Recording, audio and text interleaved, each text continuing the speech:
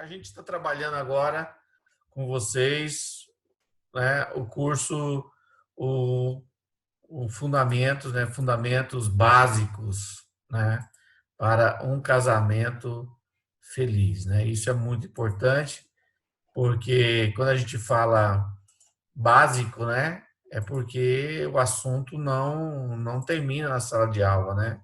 Existe um campo amplo de aprendizado. Aliás, você começa aprendendo sobre casamento já no namoro, noivado, e aí vai até o final da viagem, né? Casamento é uma viagem e você vai com a pessoa que você escolheu, né, para passar os seus momentos, construção de vida, projetos, dor, alegria, filhos, bênçãos, dificuldades e problemas. E Deus respeitou a sua escolha. E Deus, respeitando a sua escolha, em contrapartida, Ele também deseja que você respeite os princípios que Ele propôs para o casamento na esfera espiritual, emocional, né, física, para que o nome de Jesus seja glorificado e também para a nossa proteção, porque a lei do Senhor é perfeita e nos protege, principalmente nos protege de nós mesmos, né? A Bíblia diz que a criança entrega a si mesma e envergonha a sua mãe, lá em Provérbios. Ou seja, envergonha a sua mãe porque entra por caminhos que levam à própria destruição. A família foi a primeira instituição criada por Deus, né? Por isso, ela é essencial para o homem. Sozinho, o homem é incompleto, né? Deus, quando criou o homem, disse assim: não é bom que o homem esteja só. A solidão não faz parte da vontade de Deus, né? Todos conhecem bem o relato de Gênesis e sabem que Deus se preocupou com a solidão do homem e então ele propôs criar uma disjuntora, a mulher, uma auxiliadora. Família é de importância vital para a criança, né? É onde ela recebe maior influência em toda a sua vida, né? Nenhuma outra instituição, né, chega mais perto da criança do que a família, pois ela molda o caráter e a personalidade das crianças. Então é importante, já que vocês vão construir família, né, vieram até aqui com o objetivo de se preparar melhor, fazer alguns ajustes nesse projeto de noivado para entrar no casamento, pelo menos aí com uma base, né? Uma base sólida a respeito do casamento. Vamos lá um pouquinho, prestando mais atenção agora nesse versículo bíblico, nesse texto bíblico, né? Gênesis 2:24. Portanto, deixará o homem seu pai e sua mãe, e se unirá à sua mulher, e se tornarão uma só carne. Quando o homem chega no processo de maturidade, então ele passa por uma mudança ao escolher uma companheira e leva para um matrimônio um modelo que foi aprendido de seu pai e sua mãe, modelo de papéis dos cônjuges, né? E ele então tem nessa convivência as bases de uma família completa, se une à sua mulher formando uma nova família. A mulher passa a ser um complemento e então inicia-se um processo de aprendizagem, amizade, confiança, tornando-se, quer dizer, né, um verbo contínuo, né, tornarão, tornando-se uma só carne. Uma só carne fala de intimidade profunda entre duas pessoas. Não somente intimidade física, a gente está falando também de intimidade espiritual e intimidade emocional. Tá bem? Caminhando mais um pouquinho no nosso curso. O que é o casamento? Né? O que é o casamento para nós? Olhando na apostila aí no livro, todos vocês devem ter aí, na página de número 17. 17, o que é o casamento? Casamento é uma parceria. Casamento, além de ser uma parceria, é uma instituição divina, onde o homem se relaciona exclusivamente com a sua mulher, com o objetivo de ter uma unidade física, emocional, intelectual e espiritual. Jesus validou esse princípio, né? Quando ele foi indagado, lá no capítulo 19, sobre a questão do divórcio, Jesus já aproveitou e falou da união, do casamento, né? Da literalidade do casamento, como isso acontece, e validou e ainda disse que o que Deus ajuntou, o homem não pode separar.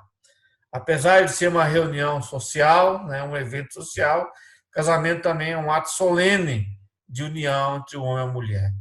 Como foi Deus que criou, então sabemos que é uma instituição divina e também é uma parceria indissolúvel. Lucas Vaz, Romanos 7, 2 e 3. Bíblia na mão, todo mundo para interagir conosco. Lucas, Romanos 7, 2 e 3. Casamento é uma parceria indissolúvel. Só um minutinho. Romanos 7, 2 e 3. 2 e 3. Porque a mulher que está sujeita ao marido enquanto ele viver, está-lhe ligada pela lei, mas morto o marido está a lei do marido.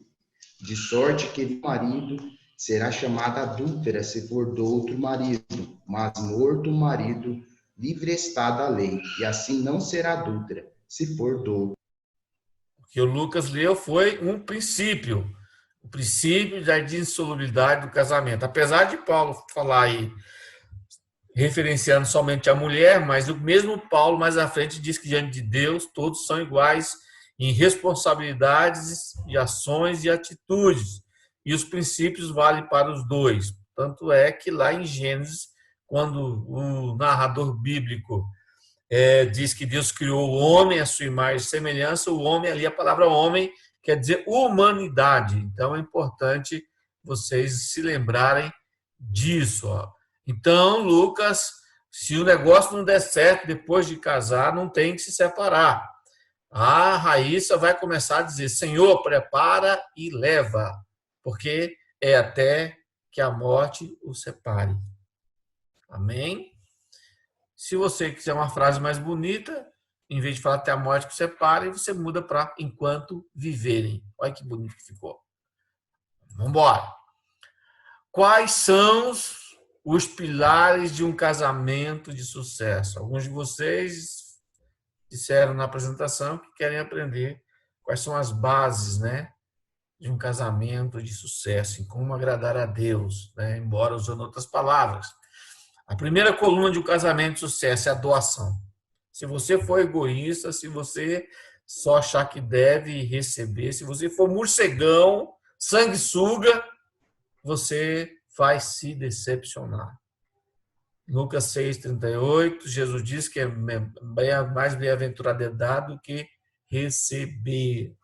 Então, entre no casamento para doar seu tempo, doar seu dinheiro, seu cartão de crédito, seu lado da cama, sua coberta, seu amor, sua paciência, seus projetos, sua alegria, suas tristezas também. Enfim, lembre-se, porque se você é doador, diz a Bíblia que você tem sobejando, mas muitas pessoas entram no casamento esperando que o outro faça feliz. Casamento não é um lugar que a gente espera que o outro faça a gente feliz. A gente deve entrar no casamento com a intenção e o objetivo primordial, fazer o outro feliz. Você vai ler lá em 1 Coríntios, se não me falha a memória. Vamos ver quem vai ler para mim agora. Giovanni, lê para mim 1 Coríntios, capítulo 7, 31 e 32. Acho que é esse o texto mesmo. E lá a gente vê qual é a missão do marido e da mulher. Deixa eu... 1 Coríntios 7, 31 e 32. 1 Coríntios 7, 27, 31 e 32. Não, desculpa, 33 e 34. Tá. Mas o homem casado preocupa-se com as coisas deste mundo, em como agradar sua mulher. Olha aí. Aprendeu, Giovanni? Qual é a missão do marido? Agradar Mulher. a mulher. Esse é o seu foco agora. Continue. E esta está dividindo. Tanto a mulher não casada como a virgem preocupam-se com as coisas do Senhor, para serem santas no corpo e no espírito. Olha para você ver. Essa aí agora é a função dos solteiros antes de casar. Os solteiros têm que estar na linha de frente na guerra espiritual, na igreja, nos trabalhos. Por isso que é importante vocês terem passado por essa experiência, né? Eu fiquei muito feliz. Muitos de vocês são professores de jovens, líderes, professores de crianças. Isso é o objetivo do solteiro, não é? Ele pode fazer um projeto de casar, mas essa é a sua obrigação primordial na obra de Deus. Continue. Mas a casada preocupa-se com as coisas deste mundo, em como agradar o seu marido. Estão vendo vocês agora? Depois, isso quer dizer que depois que vocês casam, o marido tem a obrigação de agradar a mulher, doar-se, e a mulher doar-se para o marido, agradar o marido. Né? Ou seja, em função de prioridades, primeiro a vida com Deus, segundo a vida com o marido, com a esposa. Essa é a orientação bíblica para um casamento de sucesso. E ninguém consegue fazer isso se não for doador. Amém? Vamos embora. Compromisso. É o que Lucas leu, né? É até que a morte separe. Ou seja, vivo arranhado, mas não largue meu gato. Né? Vivo arranhado, mas não largue minha gata. O negócio é até o final. Se está arranhando, bem. Se não está, o problema é seu. Você escolheu e Deus respeitou a sua escolha. Aqueles que abandonam o seu cônjuge por motivo A, B, C ou D, pecam contra Deus, porque não foram sinceros no seu compromisso. Né? E mentiram lá no altar do Senhor. E Deus leva isso em consideração, como nós vamos ver mais à frente. Vamos embora. O perdão é um pilar de sucesso no casamento. Mateus 6 e 14. Jonathan, lê para mim. Mateus 6 e 14. Jonathan e Valéria. Pode ler, Jonathan. Liga o microfone. Mateus 6, 14.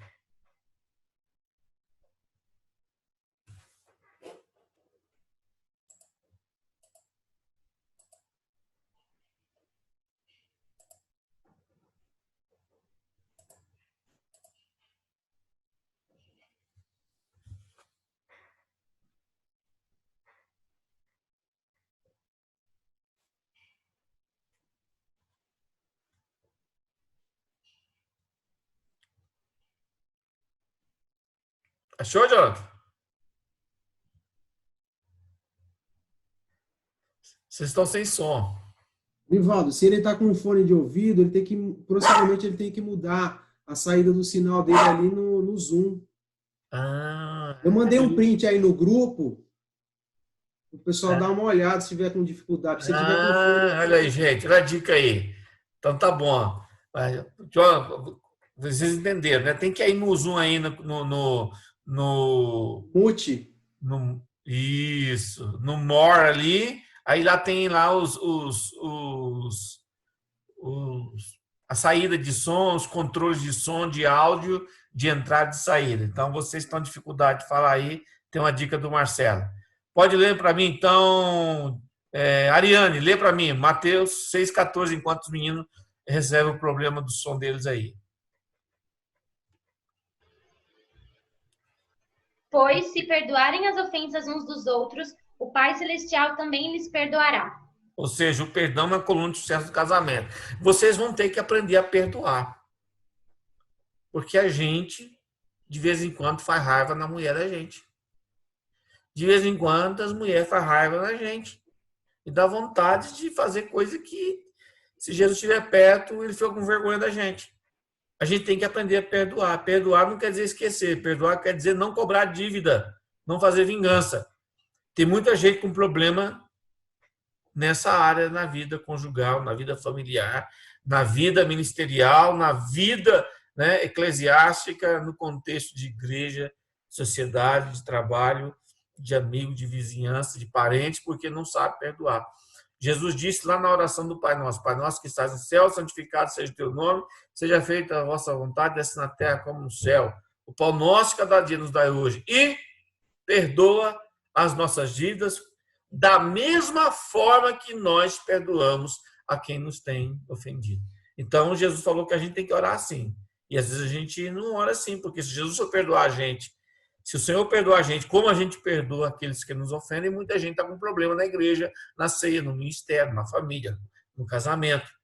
E Jesus, no versículo número 14, ele retifica e fala assim, olha, porque se vocês perdoarem, o vosso Pai Celestial vos perdoará. Se vocês não perdoarem, não receberão o perdão do Pai. Isso é muito sério e muita gente entra num caminho de amargura no casamento porque não aprendeu a ter paciência, a esperar e a perdoar. Mas até quando, pastor, eu devo tolerar? 1 ano, 2 anos, 30 anos? Olha, eu não sei. Eu sei que Jesus disse que o mínimo era 49, 70 vezes 7 por dia, né? Não falou para quantos anos. O importante é você ter fé, esperança e trabalhar para que você chegue lá, né, atravessando esse mar causticante de tribulação. Outra coluna de casamento, de sucesso de um casamento. Respeito e amor. Efésios 5:33. Lê para mim, Gabriel do Prado.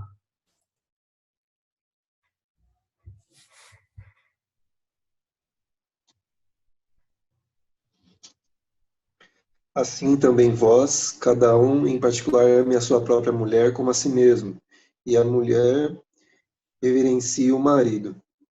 O que é reverenciar o marido? É ficar assim na porta quando ele chega. Lá vem meu marido, lá vem meu marido. Não, não é isso não. Né?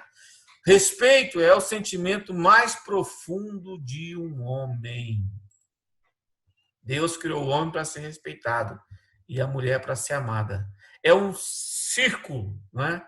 É um ciclo saudável. Quanto mais ele ama a esposa, mais ela o respeita. Quanto mais ela o respeita, mais ele a ama. Quanto mais ele a ama, mais ela o respeita. E ao invés disso, muita gente faz ao contrário. Quanto mais ele deixa de amá-la, tratá-la com amor, mais ela o desrespeita. Quanto mais ela o desrespeita, mais ele age com desamor. Isso é um ciclo de nécio, é loucura. Né? Muita gente entra nele e não consegue sair. Então é importante lembrar que esses princípios são mandamentos, né? Uma comunicação assertiva. Alguém ouvindo? 23. Quem falou? Jonathan. Ah, tá. Já descobri por que não estava saindo o áudio. Tá só Então, para ratificar só. beleza, compartilha Tá, aí já. com quem. Tá, já. Uhum. Maravilha. Depois coloca a mensagem aí no grupo aí pro Thales para ver se ele consegue ser ajudado também. Em Provérbios 15:23, lê para mim Rodrigo Barbosa. Esse carinha aqui, ele não... Estão me ouvindo? Estou ouvindo, sim. 15:23. Isso. Saber dar uma resposta é uma alegria. Saber dar uma resposta é uma alegria, né? Uma comunicação assertiva é um casamento de sucesso. Diz aí uma adagem popular, quem não se comunica se trumbica, não é? Comunicação assertiva requer aprendizado, não é? Porque às vezes nós achamos que comunicar-se é só com palavras. Quanta gente tem problema de família em grupo do WhatsApp, por quê? Escreve lá, mas às vezes as letras às vezes não conseguem, né, levar uma imagem do estado emocional, da face, dos olhos. É porque a comunicação não é simplesmente verbal, existe a comunicação não verbal, né?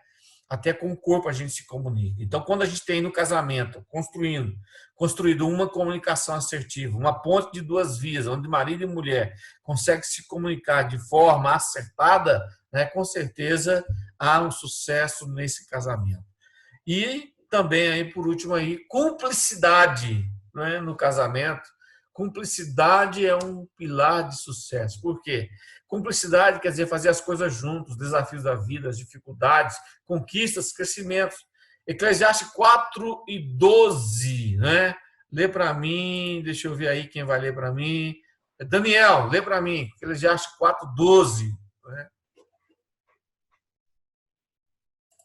Se alguém quiser prevalecer contra um, os dois lhe resistirão. O cordão de 3 dobras não se rebenta com facilidade. Muitos casais entram no casamento, né, já com dificuldade nessa área. Não são cúmplices, né? Quando a gente fala de cúmplice, né, não tem nada, não estou falando isso a respeito de crime, né? Porque a gente fala o cúmplice dele, né? Não, não é isso. Cumplicidade quer dizer fazer as coisas juntos, com o mesmo objetivo familiar, conjugal, né? Passar juntas dificuldades. Muitos casais entram no casamento, contas diferentes, cada um pagando a sua conta, só dividem a cama. E casamento não é isso. Casamento não é dividir só a cama. Os que entram no casamento com contas separadas, Facebook separado, sem um ter acesso é uma desconfiança mútua do que o outro faz, cada um paga as suas contas, gasta o seu dinheiro do jeito que quer, sem satisfação ao outro, esse casamento naufraga. E quando ele não naufraga, né, pelo menos aí na parte do divórcio, é um casamento morto por longos anos, onde as pessoas vão somente se vivendo como se fosse 2 estranhos dentro de casa, até os filhos crescerem. Quando os filhos crescem, vão embora, e aí um olha para o outro e diz assim, mas quem é você? Não te conheço. Lógico que não conhece, porque passou 30, 25, 40 anos juntos, sem ser cúmplices, cada um vivendo a sua vida isolada, sem dividir, né? Só dividiam quando eram namorados. E aí, quando casam, tem a decepção, porque não seguem essas premissas. Quem é você? Aí faz que nem aquele personagem de TV. Está conversando, de repente, quem é você? Não se conhecem. E diz a Bíblia que o relacionamento íntimo do casal, né, lá em Gênesis, quando o narrador bíblico diz assim, conheceu Adão a Eva, a sua esposa, né, e gerou um filho. A palavra ali, conhecer, no hebraico, yada, quer dizer, conhecer do mais profunda intimidade, né? Então, muita gente faz sexo sem conhecer. O mundo faz sexo sem conhecer. Mas aquele que quer ter um casamento de sucesso entende que conhecimento mútuo é a chance, a chave de um casamento de sucesso à medida que eu interpreto isso, né, e vou ajudando o outro a crescer de forma aberta. E aí eu deixo aí uma frase que está no livro dizendo o seguinte, que o casamento não é um conto de fadas, mas é uma grande oportunidade de aprender a amar incondicionalmente. Muita gente entra no casamento com aquela visão de Hollywood, das histórias de amor, né? Viveram felizes para sempre. Quero dizer para vocês que não existe mais, né, momento seguro do casamento. Tem gente se separando com 1, 2 anos, e a pandemia mostrou que tem gente se separando com 30, 40 anos de casado. À medida que o tempo vai passando, os cônjuges têm o dever de aprender passo a passo como agradar. Foi por isso que vocês leram 1 Coríntios 7, 33, 34. E fortalecendo a relação, trabalhando para que essa intimidade seja uma base fixa, não seja uma base, um dia está firme, né? Outro dia está mole, está caído. Não, Jesus disse que quem constrói a sua casa na rocha, né, pode vir as provações, pode vir as dificuldades, mas vai permanecer firme. Agora, quem constrói a sua base, né, o seu fundamento na areia, entra no casamento com a melhor pintura, melhor janela, melhor piso, melhor decoração. Tudo não passa de rosas que vai murchar, e o que vai prevalecer mesmo é o fundamento. Bem, perguntas? Então, eu vou perguntar uma vez. Alguém tem a pergunta, aproveita e fala agora. Não, a medida me avisa antes. E o divórcio? Onde entra o divórcio disso aí? Jesus disse que o divórcio não é uma opção para aqueles que temem a Deus. Não é? A palavra de Deus diz assim, Malaquias 2, 15, 16. Não fez o Senhor que fez um só? E se fez um só, os fez um só, está falando do primeiro casal. Deus fez um casal só. Em corpo e em espírito eles lhe pertencem. E por que ele fez um só casal? Porque ele desejava uma descendência consagrada, piedosa, temente a Deus, né? Era da vontade de Deus que o pecado não entrasse no mundo e que Adão e Eva procriassem e toda a humanidade fosse. Já pensou que maravilha que seria, não é? Mas o pecado entrou no mundo e afetou as emoções e as relações verticais e emocionais. Portanto, tenham cuidado que ninguém seja infiel à mulher da sua mocidade. Eu dei o divórcio, diz o Senhor Deus de Israel. E o homem que se cobre de violência é como se cobre de roupas, diz o Senhor dos Exércitos. Por isso tenham bom senso e não sejam infiéis. A partir que o homem ou a mulher sai pela porta do divórcio, ele então já veste a camisa da infidelidade, pois ele prometeu lá no altar estar juntos na bonança, na paz, na alegria e na dor. E a palavra diz que Deus odeia o divórcio. Deus detesta o divórcio. Portanto, o divórcio, infelizmente, é uma cirurgia sem anestesia. Por isso, Jesus diz no versículo 6 de Mateus: assim não são mais dois, mas uma só carne. Assim o que Deus ajuntou, não separe o homem. Mas hoje, infelizmente, as pessoas estão construindo barreiras, né? E começam muitas das vezes a barreira em coisas pequenas dentro do lar. Olha essa imagem aí, né? A senhora, jovem senhora, construindo já um muro na cama, né, no leito conjugal. E aí você vê que o mundo tem facilitado ao divórcio de uma forma que as pessoas não precisam mais nem ir no cartório, já pode ir pela internet, desde que não tenha filhos, né? Eles então podem se divorciar. Ou seja, o mundo passa a ser contra a família. E isso, infelizmente, tem entrado na casa de Deus. Hoje nós já vemos homens, obreiros, pastores, líderes, né, se divorciando. Mas qual é a raiz, a causa raiz do divórcio? Não é? Qual é? Elidiane, por favor, Mateus 15, 19. Qual é a causa raiz do divórcio?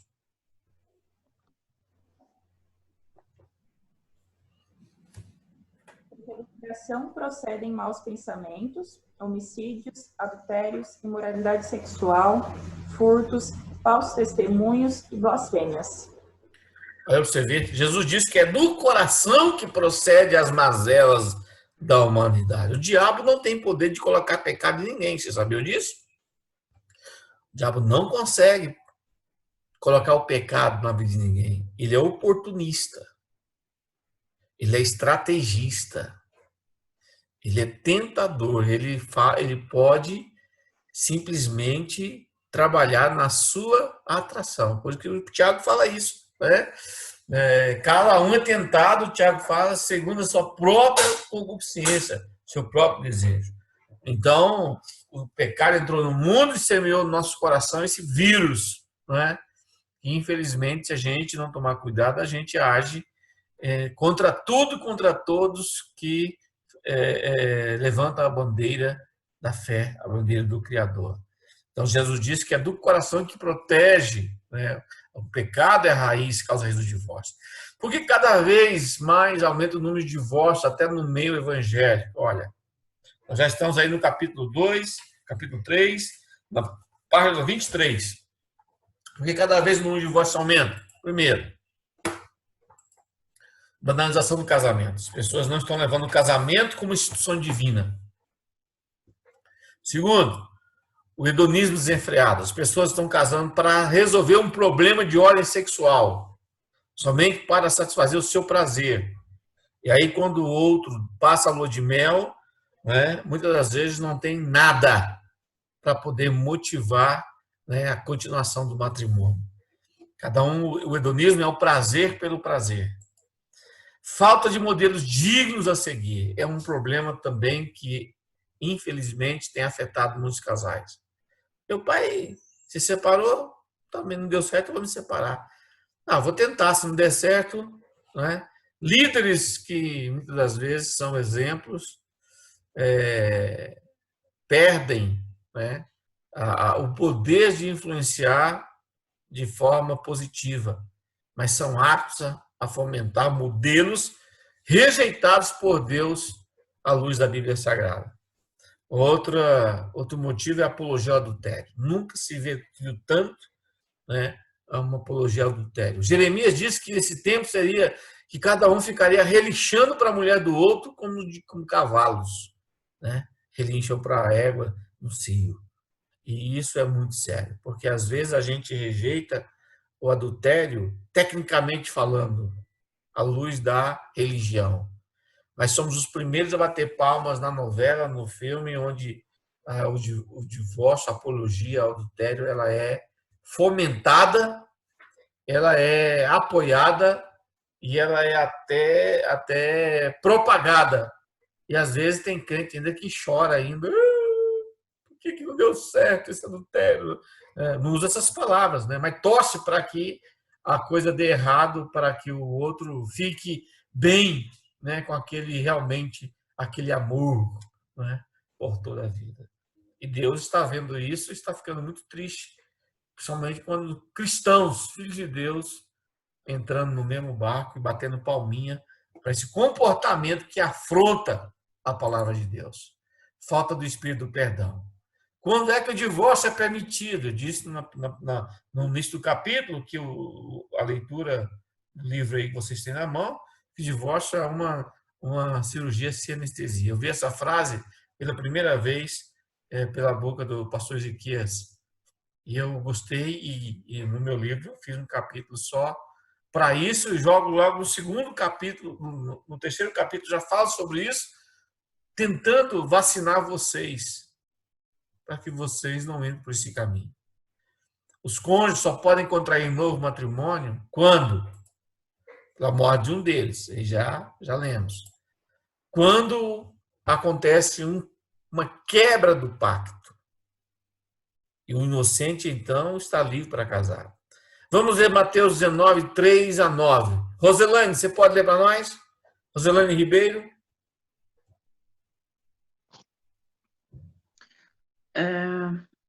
Alguns fariseus chegaram perto dele e, querendo conseguir alguma prova contra ele, perguntaram: será que pela nossa lei um homem pode, por qualquer motivo, mandar a sua esposa embora? Jesus respondeu: por acaso vocês não leram o trecho das Escrituras que diz: no começo o Criador fez o homem e mulher? E Deus disse: por isso o homem deixa o seu pai e a sua mãe para se unir com a sua mulher, e os dois se tornam uma só pessoa. Até o 9? Uhum. Assim, já não são duas pessoas, mas uma só. Portanto, que ninguém separe o que Deus uniu. Os fariseus perguntaram: nesse caso, por que é que Moisés permitiu ao homem mandar a sua esposa embora, se der a ela um documento de divórcio? Jesus respondeu: Moisés deu essa permissão por causa da dureza do coração de vocês, mas no princípio da criação não era assim. Portanto, eu afirmo a vocês o seguinte: o homem que mandar a sua esposa embora... Segura um pouquinho aí. Presta atenção. Jesus agora ele vai validar um princípio muito forte e que muita gente não presta atenção. Às vezes até ouve, mas não coloca em prática devido ao seu egoísmo, dizendo que ele quer ter uma oportunidade para ser feliz novamente. Continue. A não ser em caso de adultério... Começa de novo essa frase, querida, que eu te interrompi. O 9? Eu, porém, o digo. Portanto, eu afirmo a vocês o seguinte: o homem que mandar a sua esposa embora, a não ser em caso de adultério, se tornará adúltero se casar com outra mulher.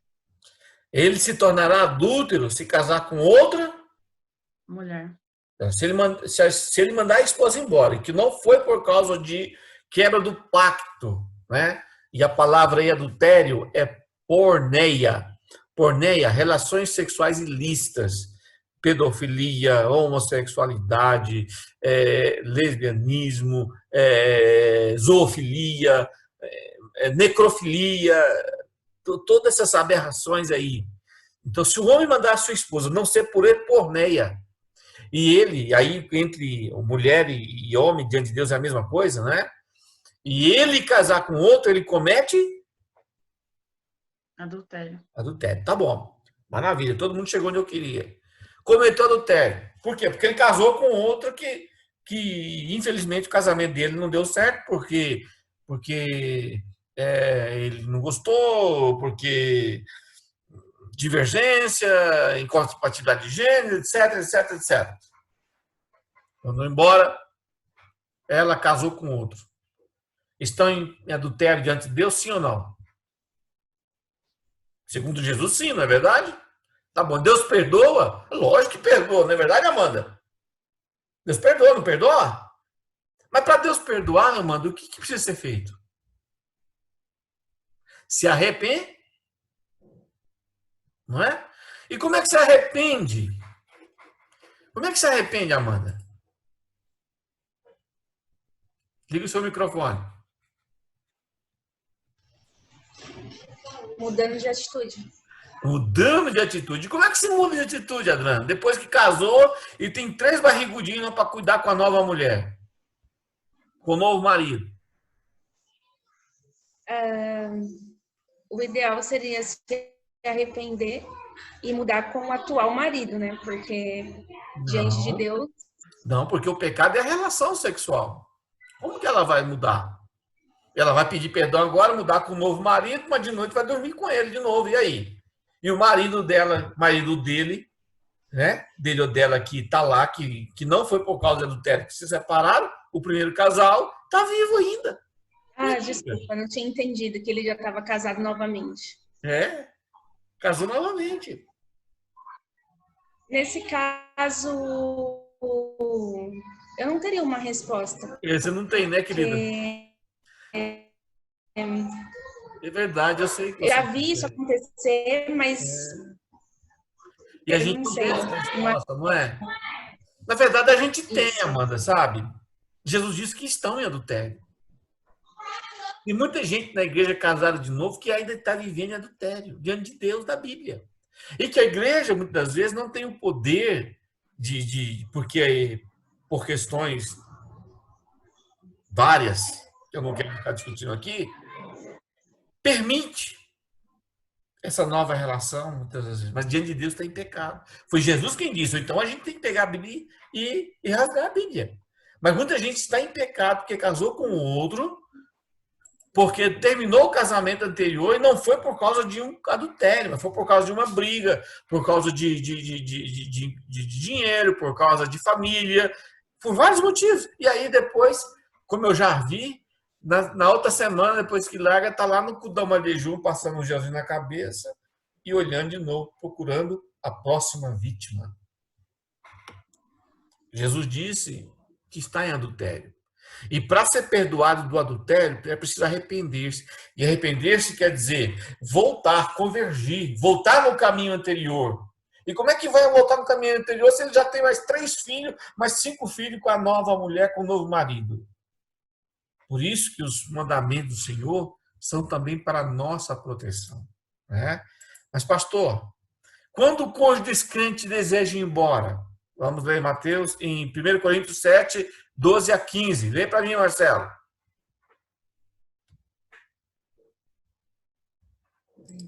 Espera aí. Esses casos são raros. No caso, quando o cônjuge descrente deseja ir embora. Mas eu já vi já acontecer. Mas acontece também.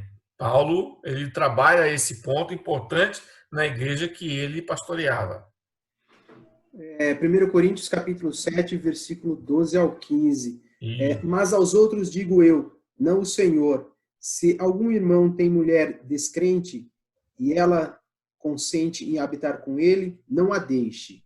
E se alguma mulher tem marido descrente e ele consente em habitar com ela, não o deixe. Porque o marido descrente é santificado pela mulher, e a mulher descrente é santificada pelo marido. Doutra sorte, os vossos filhos seriam imundos, mas agora são santos. Mas se o descrente se apartar, aparte-se, porque neste caso o irmão ou irmã não está sujeito à servidão, mas Deus chamou-nos para a paz. Olha, interessante. Paulo, então, ele abre um novo precedente para que aquele irmão crente que perdeu o cônjuge, porque o cônjuge falou, olha, ou Jesus ou eu, né? Aí ele falou, não, fica com Jesus, então vai embora. Aí Paulo diz que esse irmão, ele está livre, porque Deus não chamou para a vida ser uma prisão, para ser infeliz. Não, Deus quer a nossa felicidade. Agora, Deus respeita a minha escolha, respeitemos a escolha de Deus, né? Essa é mais uma situação. Agora tem um outro caso, e quando tem violência doméstica, como eu já vi, maridos espancando a mulher, ou até levando droga para casa, droga pesada. Eu tratei de um caso em que o marido aceitou Jesus, foi para a igreja, casou com a irmã, e depois, casado, ele retornou ao uso da cocaína e ficava levando cocaína para dentro do banheiro com crianças pequenas de 2, 4 anos. Eu vi isso aí. E aí, qual é o conselho que o pastor dá para uma situação dessa? Eu não dou um conselho, a Bíblia dá um conselho. A Bíblia abre uma porta de escape, e Paulo fala sobre isso. Aí a gente fala de separação e não divórcio. Se vocês procurarem na literatura, vocês vão ter na internet, vão dizer que alguns anos atrás, não faz muito tempo, 2 décadas ou menos, antigamente as pessoas, quando iam se divorciar, primeiramente o juiz mandava a separação. O processo de divórcio demorava 2 anos.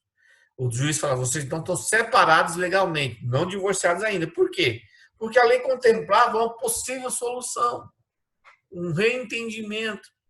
Às vezes uma ajuda mútua, um aconselhamento, uma orientação. Esse casal, depois de 1 ano separado, não, nós não queremos, vamos voltar.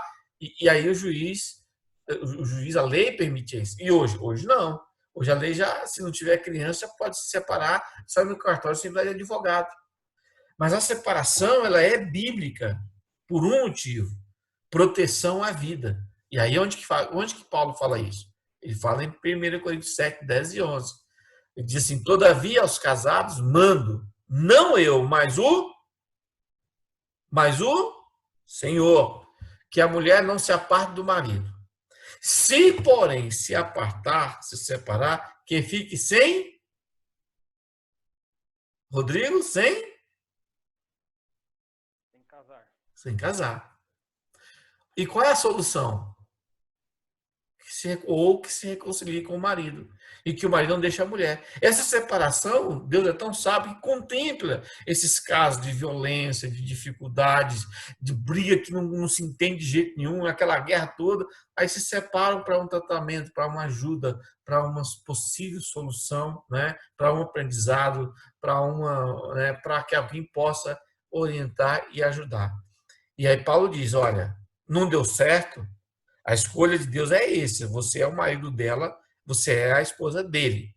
Não quer viver junto, pode até se separar, mas que fique sem casar. Solteiro, não pode ir lá para o porta do cu da Madre Júnior e ficar paquerando as menininhas, menininhos, que agora você não está livre, não. Aí coloca no Facebook lá, Estado Civil, solteira. Mentira, não existe mais solteiro. Depois que casou, ou você é viúva, divorciada ou viúva. Não tem mais solteira uma vez só. Depois que contraiu núpcias, você agora ou é divorciado ou é casado. A lei não contempla que os divorciados... Pode olhar na certidão de um novo casamento, o juiz não coloca lá, fulano de tal solteiro, não só quando é a pessoa solteira, mas depois que passou pelo matrimônio, coloca lá, divorciado. Fica com carimbo nas costas. Ó. Esse está carimbado. Deus foi testemunha no dia que tomou a mulher da tua mocidade. Portanto, meus queridos irmãos, levem isso a sério. Se você não tem certeza, não está preparado para assumir os riscos do casamento, é melhor desmanchar o noivado agora. Porque diante de Deus depois não tem desmanchamento, não. É até que a morte separe. Ou por um caso extremo de quebra da aliança através de porneia. Fora disso, carregue a sua cruz, sua decisão, seu motivo. Eu fui claro, sim ou não? É para fazer cara de terror mesmo. É para não acontecer lá na frente e dizer que eu não avisei. Você está entendendo? Levanta a mão e fala assim, eu já vou entender que entendeu. Testemunha. Vamos embora. E agora que vocês já tiveram uma vacina contra o divórcio, ninguém mais é inocente, deixando as casas dos pais, né? A Bíblia diz, Jesus deixa o homem, seu pai e sua mãe, e se unir à sua mulher, né? Quem casa quer? Casa. Portanto, deixará o homem, seu pai e sua mulher. Dica aí. Lê para mim, Rodrigo, essa dica aí para todo mundo aí, ó. Uma dica maravilhosa. Os novos cônjuges não devem... Lê mais alto, Rodrigo, ele não está te ouvindo direito. Os novos cônjuges não devem morar nem muito longe para que os pais de ambos venham visitá-los de mala e nem tão perto para virem de chinelos. Entenderam? Entenderam aí que beleza? Olha a dica aí. Quem casa quer casa. Nada de morar na casa do pai, no fundo da casa da sogra. Vai dar problema. Quem vocês acham, Marcelo, que o pai da Suzana aí vai defender quando você estiver brigando com ela lá por causa de um feijão, do arroz, de uma barra de calça, sabe?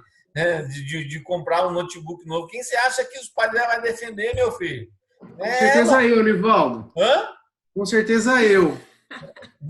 Vai enganando. No meu caso também. Muitos entram no casamento pensando que é assim, Marcelo. Depois a coisa muda. Eu já vi gente mudar até de time depois de casado, né? De corintiano virou palmeirense, palmeirense virou corintiano. Mas quem casa tem que deixar os pais. É muito importante. Deixar os pais, né, de dependência econômica. Você casou, agora você tem que sustentar a sua esposa. Ah, pastor, mas eu sou ajudante. Então não case. Vai estudar, vai dar um jeito de aprender uma profissão, arruma 2 empregos, mas você precisa cuidar da sua casa. Faz hora extra. Deixar... Quem falou? O Rodrigo aqui, fazendo hora extra, em pleno domingo. É isso aí, Rodrigo, para pagar a conta. Deixar também a dependência geográfica.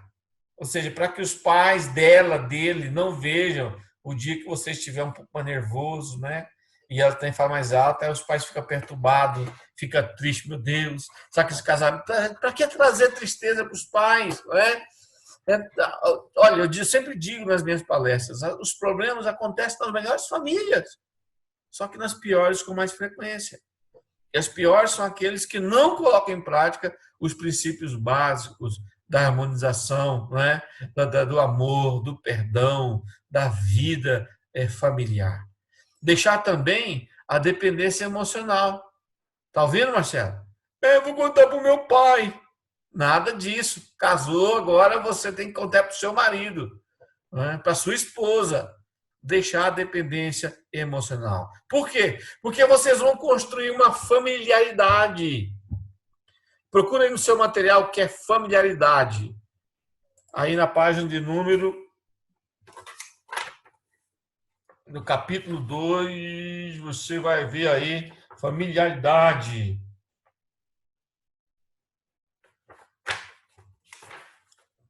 Quem achou aí, pode levantar a mão e ler. Isso, na página número 29. O que é familiaridade? Achou, Lucas? Página 29. Vocês vão construir a familiaridade de vocês. Fala, Lucas. Familiaridade diz respeito ao ajustamento conjugal na organização, temperamentos, bons, maus hábitos e convivência diária. É lá no início do casamento que vocês vão descobrir, vão ser mais íntimos, que vocês vão ver o bafo dela quando acorda cedo, né? Você vai ver a meia de chulé dele, né? Aquele casalzinho do tempo antigo, lá da época dos nossos avós, que não namoravam, já o casamento era arranjado, aí ele ia casar e ele só ia estar perto da noiva na primeira noite de núpcias, né? E ele tinha um problema muito sério, ele tinha um chulé terrível, né? E ele não sabia o que fazer para acabar aquele chulé. E ela também tinha um problema, ela tinha um mau hálito terrível, né? Parecia que tinha comido coisa estragada. E ela, na primeira noite, quando eles foram no quarto, aí ela foi tomar um banho, ela entrou no banheiro, e ela fica preocupada, angustiada, que ela tinha que contar para o marido dela agora, né, esse problema que ela tinha, mas não sabia como entrar no assunto. E ele lá no quarto, sentado na cama, preocupado, meu Deus, como é que eu vou falar para ela? Ele ali tira o sapato, não tira. Aí tirou o sapato, ele sentiu aquele fedor terrível. Disse, como é que eu vou dizer para ela, meu Deus? Aí ela gritou de lá, meu bem, eu tenho algo para confessar para você. Eu queria falar muito importante. Ele pegou de lá, eu também, amor, tem algo para te falar muito importante. Vem aqui, a gente conversa e a gente vai, antes de qualquer coisa, a gente vai se confessar. E ela sentou do lado dele ela falou que é algo muito importante para falar. Ele sentiu aquele bafo dela terrível. Ele diga, eu já sei, meu bem. O que você já sabe? Você é viciada em comer a meia dos outros e comeu a minha meia, né? Então, tem muita gente que ainda vai se conhecer no casamento. Algumas coisas vão ser reveladas. Algumas coisas vão ser reveladas. Eu falava algumas coisas que eram reveladas, mas minha esposa, que ela está escutando, ela deu bronca em mim. Para de falar isso, que é muito feio. Mas você já imagina, né? Debaixo das cobertas, aquele cheiro terrível. Vai acontecer, né? Eu, assim, meu Deus, ela não faz isso, não fazia quando namorava. Pois é, vai fazer depois. Familiaridade, desrespeito a esse ajustamento, né? Maus hábitos, costumes que você vai trazer da sua casa para a sua família. E aí a coisa vai ficar quente, vai ter problema às vezes. Ela vai falar 1, 2, 3, você vai falar também. Aí uma hora você vai perder a paz. Mas já falei para você que isso é feio, que isso é errado, eu não gosto disso. E aí, se vocês estiverem morando no fundo da casa dos pais, do sogro, da sogra, alguém vai tomar partido e daqui a pouco você vai ter problema nos relacionamentos entre famílias. E casamento é para unir famílias, não é para afastar famílias.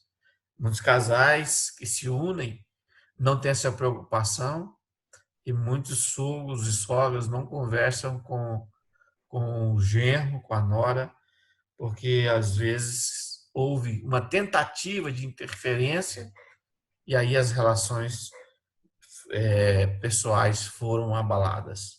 E isso traz problema e Deus não se agrada disso. Então, quando a gente está falando de influência, de herança familiar no casamento, é esse o próximo capítulo. Nós já estamos aí na página de número 31. A herança familiar que cada um de nós leva no casamento, né? O que é herança familiar? Não estou falando aqui de dinheiro. Eu estou falando da repetibilidade de bons e maus hábitos, né? A herança familiar é a base de onde começaremos a construir a nossa familiaridade, nosso ajustamento conjugal, e dela poderemos aprender um com o outro, buscando uma forte unidade. Aí é onde entra a renúncia, onde entra, olha, aprendizado, né? De repente você está casando com um marido que não sabe lidar com dinheiro, que na família dele ninguém se preocupava. Que os pais dele vivem afundados no crédito, no banco, emprestando dinheiro para um para outro, e você resolveu casar com ele. E você é boa em administração financeira, sua casa, sua família é diferente. Nessa hora não pode haver conflitos. Conflitos têm que ser superados. E aí é onde entra nessa unidade, né? Um extrair do outro o melhor para o bom relacionamento conjugal, familiar. Né? O que fazer para a gente não repetir os mesmos erros dos pais, visto que a gente é fruto do meio que nós vivemos? Então, Elidiane, o que eu estou querendo dizer para vocês é que, às vezes, lá no casamento, a gente leva bons e maus costumes, forma de reagir aos problemas, às dificuldades que nós aprendemos com nossos pais ou com o tio onde nós fomos criados. E nem tudo é bom. Nem tudo é bons hábitos, às vezes é mal, maus costumes, forma de resolver conflitos. E a Bíblia diz lá em Gálatas 5:22 que o cristão deve frutificar, mas não é o fruto carnal, é o fruto do Espírito Santo. Longanimidade, benignidade, paciência, amor, domínio próprio. Essas coisas não vêm da noite para o dia. Se dá a luta diária da carne contra o Espírito, onde eu acordo todo dia cedo e digo, eu preciso me dobrar à vontade do Espírito Santo e crucificar a carne com as suas paixões. Mas o que a gente pode fazer para não repetir os mesmos erros dos nossos pais? Vocês muitas vezes estão casando já. Isso, nós estamos indo para 16 anos que a gente dá o curso de noiva. Muita gente que eu vi ser adolescente, casou, virou obreiro, líder, alguns desviaram, alguns se separaram. A gente sabe muita história. A gente tem muita prova, né, incontestável desse tema que deve ser ensinado nas igrejas. Eu não estou ensinando maldição hereditária. Eu estou ensinando comportamento adquirido. É a forma que a gente aprendeu a lidar com os desafios da vida. Em muitas famílias, maus hábitos são até venerados às vezes. Forma de resolver conflitos, dificuldades, espiritualidade, visão de reino, visão de pecado. Tudo isso aí, hoje, a gente traz às vezes de casa. E muitas famílias que os filhos nasceram já aqui no chamado dito berço evangélico. Mas tem coisas que os nossos pais fazem que nós reprovamos. E a gente bate no peito e diz, não vou fazer igual ao meu pai, não vou fazer igual à minha mãe. Lá na frente a gente conversa e vê que a gente faz, sem querer a gente repete os mesmos erros dos nossos pais. Por quê? Maldição hereditária? Não. Comportamento adquirido. Se você olhar a história de Abraão, Abraão chegou no Egito e na terra dos filisteus por 2 vezes e disse para Sara, Sara, fala que você é minha mulher. Abraão tinha um problema muito sério. Ele tinha um medo terrível de morrer. E quem... Já pensou, Lucas? Você chegar numa terra distante e olhar para a Raíssa, fala que você é minha mulher, não, fala que você é minha irmã, senão vão me matar. Mas que homem é esse? Defender a sua esposa, né? Exatamente. Faria isso? Pois é, Abraão fez. Isaac não era nascido. Se você olhar o capítulo 26 de Gênesis, Isaac vai no mesmo lugar, numa época diferente, e comete o mesmo erro do pai. Fala para Rebeca, fala que você é minha irmã, e não minha mulher. Aí Abimeleque, o rei Abimeleque, né? E possivelmente Abimeleque era um nome de dinastia como faraó, e aí Abimeleque vai passando pela janela e vê Isaac brincando com Rebeca. E diz, peraí, que brincadeira é aquela? Irmão não brinca com irmão, não tem essa intimidade toda com a irmã, não. Aí chama os dois, como é que você mentiu para mim?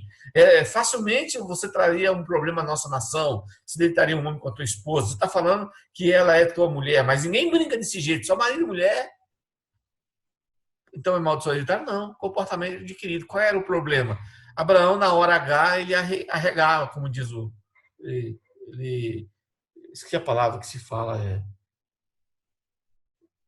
não lembro agora, me fugiu a memória. Ele dava para trás, como diz, dava ré, né? Opa, bota a mulher na frente. E Deus sabe dessas dificuldades que nós temos. O que é isso? Isaac, repetibilidade, comportamento adquirido. Na hora de apertar, de chamar a responsável para si, Abraão tinha um problema, jogava para o terceiro, não é? E o Isaac aprendeu da mesma forma, fez a mesma coisa. Mas o que a gente pode fazer para não repetir os mesmos erros dos pais? Primeiro, respeitar as diferenças. Ninguém é igual. Deus nos fez cada um com nossas características. Agora, nós somos criados de forma diferente.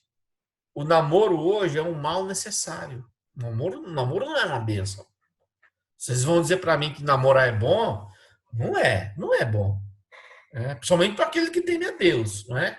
A gente impõe regras, limites, porque nós somos contaminados pelo pecado e às vezes, se a gente não vigiar, a gente faz muita coisa errada. Mas o namoro não é bom. O namoro traz muitas dificuldades. E namorar muito tempo, pior ainda.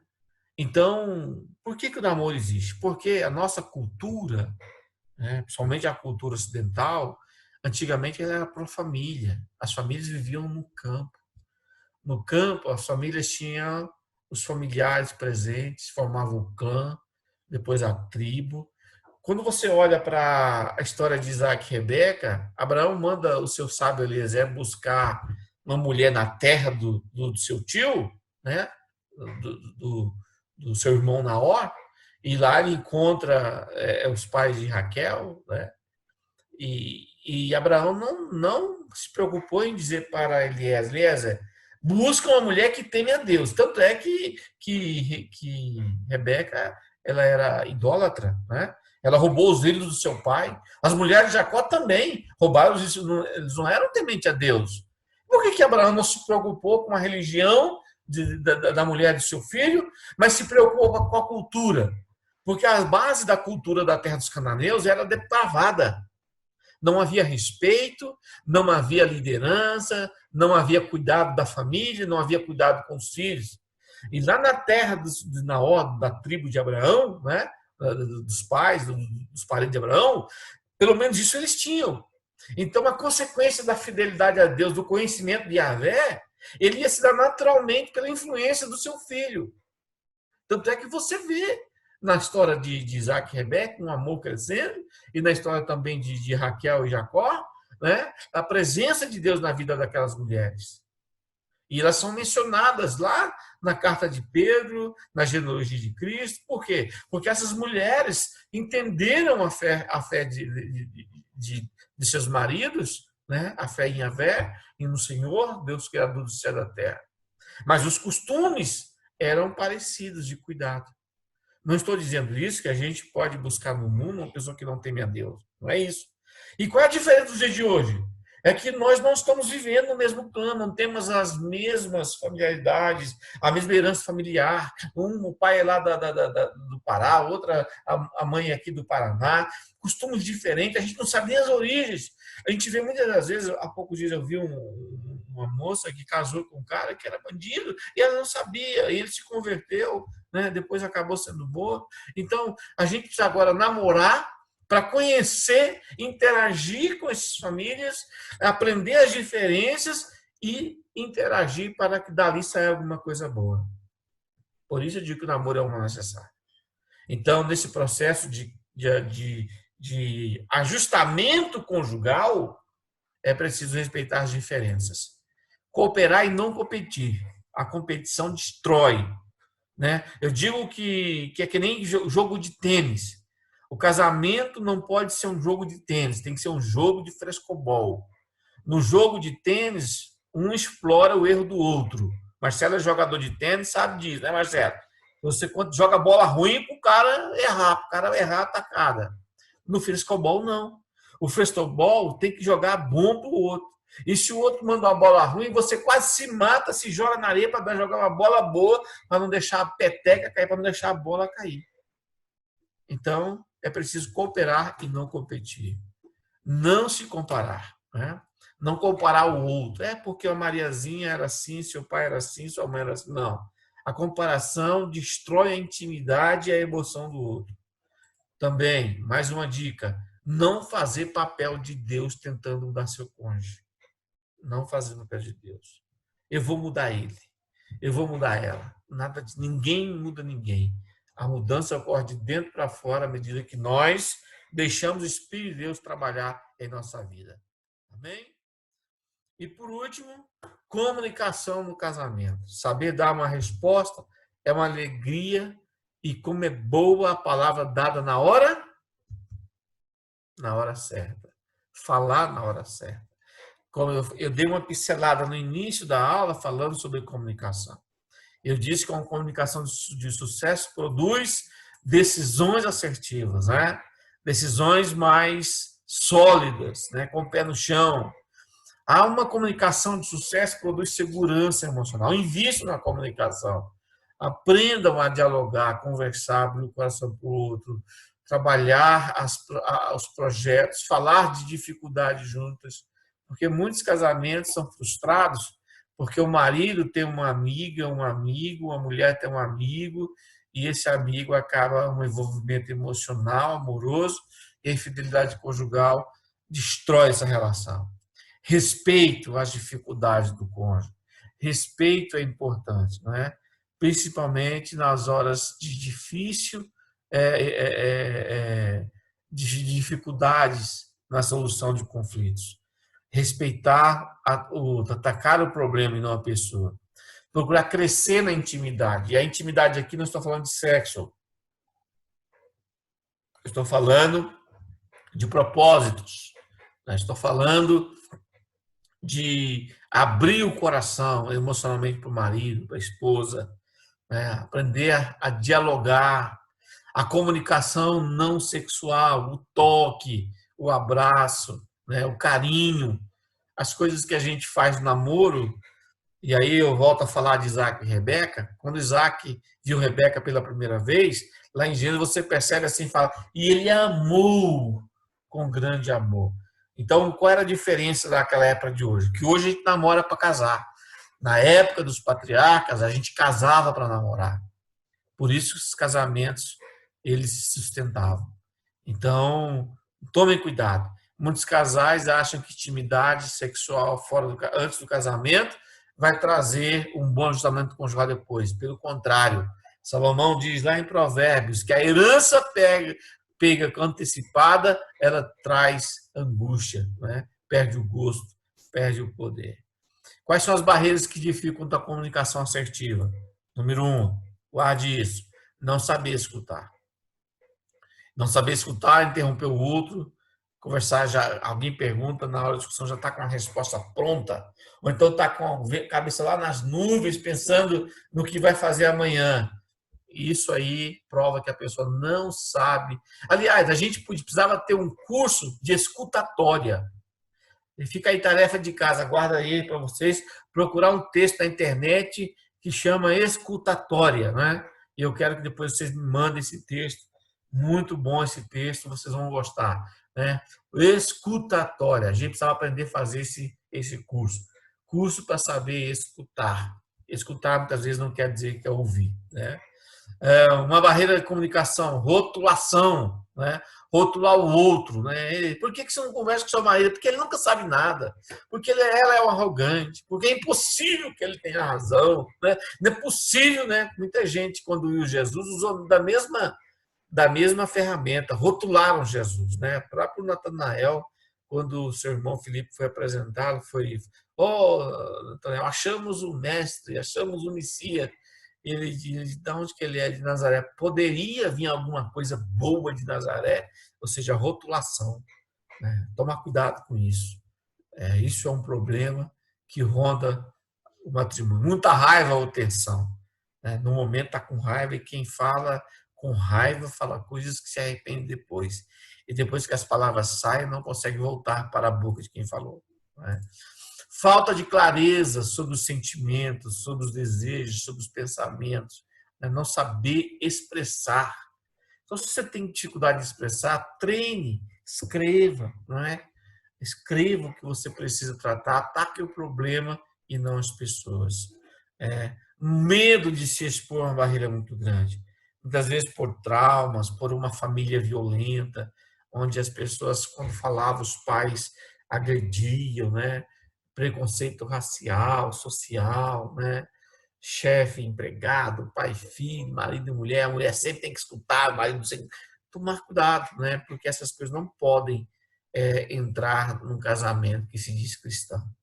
Então, no cristianismo, a gente reaprende, né, essas coisas, essas técnicas através de Jesus. Né? Jesus sabia escutar, Jesus nunca rotulou ninguém. Aquela mulher chegou até Jesus, pega adultério, ele disse para ela, ele não falou assim, ô adúltera, ninguém te condenou não. Ele disse, ô mulher, ninguém te condenou? Não, Senhor, nem eu te condeno, vai, não peques mais. Né? Mesmo na hora de tensão entre Jesus e os fariseus, Jesus sempre prezou, né, para a estabilidade emocional. Mas na hora que precisava expor-se também, Jesus falava, ô raça de víboras, sepulcro caiado. Então, não estou dizendo que vai chamar sua mulher de sepulcro caiado, não, viu, Lucas? Não é isso, não. Estou falando que Jesus tinha controle emocional. E a gente só consegue ter essas coisas se a gente produzir o fruto do Espírito Santo.